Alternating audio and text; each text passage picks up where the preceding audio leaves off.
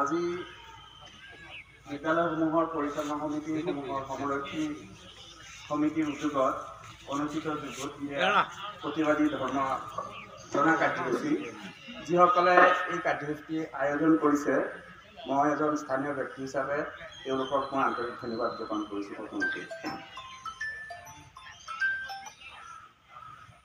এটা বৰ পৰিতাপৰ বিষয়। আজি আমাৰ নগাঁও জিলাৰ জুলীয়া থানাৰ অন্তৰ্গত উটমাৰী নিচিনা এনেকুৱা এখন জেগাত সংখ্যালঘু বহুত উপাদান বিশেষকৈ ইছলাম ধৰ্মাৱলম্বী লোক আমি ইয়াত বসবাস কৰোঁ আৰু যিকেইটা কাৰণত আমাৰ এই আজি ধৰ্ণা কাৰ্যসূচী কৰিব লগা হৈছে এইটো এটা পৰিতাপৰ বিষয়।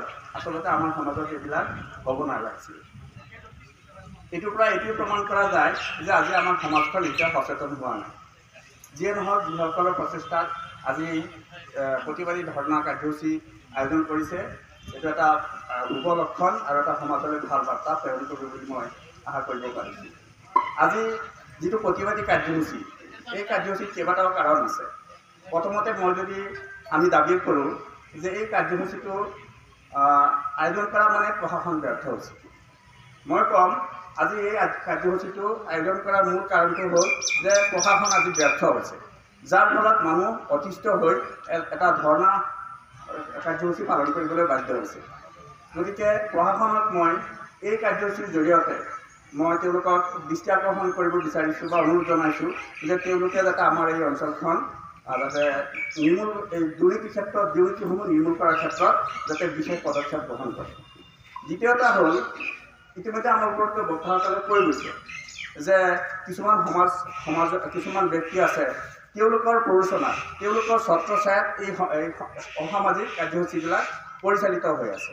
যেনেকৈ আমি আপোনালোকে লক্ষ্য কৰিছেনে নাই, যেতিয়া এগৰাকী OC আমাৰ থানাত আহি জইন কৰে, নতুন কেইজনৰ কিছু বদলি হয় জইন কৰে, তেতিয়া হঠাৎ দুই এদিন খুব মানে দুৰ্নীতিৰ বিৰুদ্ধে সক্ৰিয় হৈ পৰে। চোৰ ডকাইত ড্ৰাগছবোৰ এইবিলাক খুব ধৰে। তাৰপিছত চাব আপোনালোকে লক্ষ্য কৰিব আমাৰ সাংবাদিক বন্ধুসকলৰ নিশ্চয় কথাবিলাক জানে, প্ৰায় এসপ্তাহৰ পিছত তেওঁলোক একদম নিষ্ক্ৰিয় হৈ যায়। তেওঁলোকৰ কাৰণে মই আৰক্ষী প্ৰশাসনৰ শীৰ্ষ মহলক মই অনুৰোধ জনাইছোঁ এই বস্তু যাতে দৃষ্টিখন কৰে। দ্বিতীয়টো কথাটো হ'ল যে আপোনালোকে চাব, কথাটো কোনেও বেয়া নাপাব, আমাৰ জুলীয়া থানাৰ অন্তৰ্গত প্ৰায় 100টা গাঁওৰক্ষী বাহিনী আছে। এই গাঁওৰক্ষী বাহিনীসমূহ নিষ্ক্ৰিয়। মই আজি অভিযোগ কৰিছোঁ এই সভাৰ জৰিয়তে নিষ্ক্ৰিয় সকলো নহয়, একাংশ নিষ্ক্ৰিয়, বেছি সংখ্যকে নিষ্ক্ৰিয়। আজি চাব 20-30 বছৰ আগতে এই গাঁওৰক্ষী বাহিনীসমূহ গঠন হৈছিল, কিন্তু তাৰপিছত তেওঁলোক আৰু নতুনকৈ কোনো গাঁওৰক্ষী বাহিনী গঠন নকৰে। প্ৰশাসনক জনা হৈছিলে, কিন্তু তেওঁলোকে এই বিষয়ত গুৰুত্ব নিদিয়ে। ৰহস্যজনক কাৰণ কিয় গুৰুত্ব নিদিয়ে, কিয় সক্ৰিয় নকৰে, সেইটো এটা বিষয়বস্তু। আৰু এটা কথা কৈছোঁ, বেয়া পাব নালাগে, মই সঁচা কথাবিলাক কৈছোঁ যে দালাল ৰাজ, ড্ৰাগছ, মদ এইবিলাক কিন্তু কিছুমান সমাজৰ বৰমূৰীয়া শক্তিশালী মানুহবিলাকেহে পৰিচালনা কৰি আছে। চবেই জানে, কিন্তু তেওঁলোকৰ বিৰুদ্ধে ক'বলৈ অলপ ভয় কৰে। গতিকে প্ৰশাসন ব্যৰ্থ হোৱাৰ কাৰণেই আজি এইবিলাক হৈছে। দ্বিতীয় কথা হ'ল, আৰু এটা কথা মই কৈছোঁ, আমাৰ আমাৰ যিহেতু সাংবাদিক বন্ধুসকল আছে, কিছুমান সাংবাদিক ব্যক্তিসকল ইয়াৰ লগত জড়িত, তেওঁলোককো পৰিচালিত কৰে, তেওঁলোককো সহায় সহযোগিতা আগবঢ়ায়। এইটো হ'ব নালাগে। আমি সমাজক এটা আমাৰ দায়িত্ব দিছে, সমাজে আমাক এটা দায়িত্ব দিছে যে আমি কেনেকৈ নাম কৰিব পাৰোঁ, আমি কেনেকৈ সমাজখন সংস্কাৰ কৰিব পাৰোঁ, সেই ক্ষেত্ৰতহে আমি অগ্ৰাধিকাৰ ল'ব লাগে, সক্ৰিয় ভূমিকা ল'ব লাগে, যাতে 2 নম্বৰী মানুহবিলাকৰ লগত জড়িত হৈ আমাৰ যিটো প্ৰফেশ্যন সেইটো যাতে বদনামি কৰিব নালাগে। এইটো এটা বিশেষ মই কথা উল্লেখ কৰিছোঁ। আৰু দ্বিতীয়তে যিসকল ব্যক্তি আজি মহিলাসকল ওলাই আহিছে, মহিলাসকল ওলোৱা মানে কি অতিষ্ঠ হৈছে ৰাইজ, এই 2 নম্বৰী কাৰ্যৰ বিৰুদ্ধে অতিষ্ঠ হৈছে ৰাইজ।